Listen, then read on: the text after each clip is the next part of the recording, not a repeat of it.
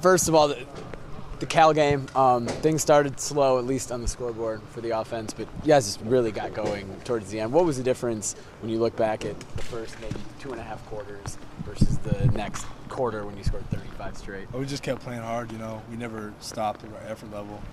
Some teams come out of halftime cold and stuff, but we made a point of emphasis that we're going to not do that and that we were going to come out hot. And we had confidence going into the second half, and so that's how it went. In years past, the past couple of years, there's been a few of the slow starts and then similar kind of pattern to last game where it's not necessarily a slow start, but it's a closer game and then you guys blow it open. This year it hasn't really been that way. It's been, pretty successful from the beginning.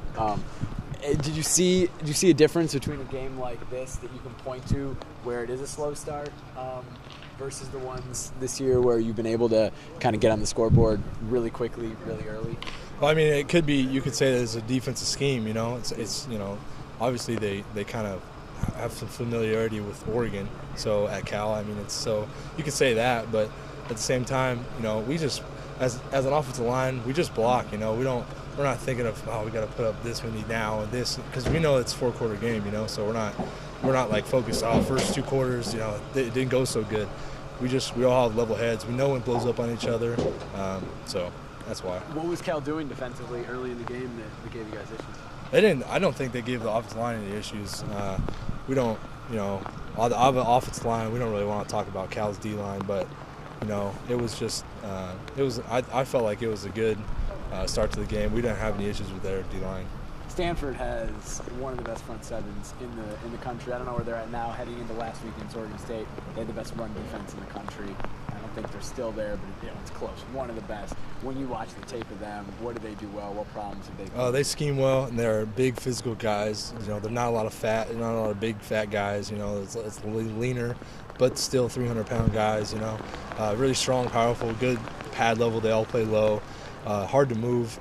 But that's all from teams we've watched play them. So at the same time, you got to look at it. We're going to play them. So what we've done against teams in the past, we got to apply that to this game and keep that dominant run blocking that we've had, and just we got to work the schemes out, and we'll be fine. Some of the same guys, at least in the linebacking core from last year. What did you remember from the game last year going up against them? Well, last year's Stanford game, I think I was hurt that game, so I didn't play a lot. But scheming that game, we don't, as an offensive line, we don't focus too much on linebackers. Every linebacker's kind of the same. They kind of all 240, 6'2", fast. You got to get in front of them. You know what I mean? Yeah. So usually we the inside guys, me and Kyle Long and Horonis, we scheme for the linebackers, but a linebacker's a linebacker. You just got to get on them and drive them. Marcus had a spectacular game. Are you able at any point to, not just during the game, but look back and be like, man, this guy throwing behind me that I'm protecting is incredible. He's confident, man. There's a couple times where he had pressure in his face, and he just sat and took it and threw the ball, and I really admire that in a quarterback. And the thing I admire most about Marcus, you got to block for a guy you like to block for, the guy you like. And I've had quarterbacks in the past, oh, what are you guys doing, man? I just got hit, pick it up, and you're like, dude, I'm blocking a monster right here, So, but Marcus is just, he takes a hit and just gets up next play, looks at the sideline for the, play, and it's like, or whatever for the formation. So it's like, he's really confident, he's a good player. I like to block for him. Hope you don't end up with the Chicago Bears if you don't like quarterbacks like no. Cutler. I'm a Denver fan, so I know what you're talking about. Amen.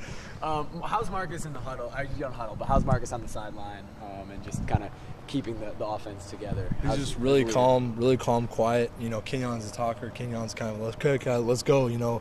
Let's take the pressure off Marcus. Let's run the ball. We, as offensive line, we love to run the ball. So, we love to hear that. And then, it all just flows off that. If Marcus is so confident and so calm. That's one thing I've never seen as a freshman or whatever he is, sophomore. His age level going against the talent level in the Pac-12, and he's not fazed by it. He could say that he has butterflies before the game, whatever. I've read stuff about that, but he doesn't look at nothing. I stared at him right before the game, and he was ready to go. Just kind of looked around like, okay, I'm going to play a football game. It's kind of like a senior, like I feel, or all the other seniors, So I can't even imagine. It's going to be scary to see him get older. this kid's going to be all over the place. I mean, he's probably going to be the Heisman, and there's no stopping where he's going to be.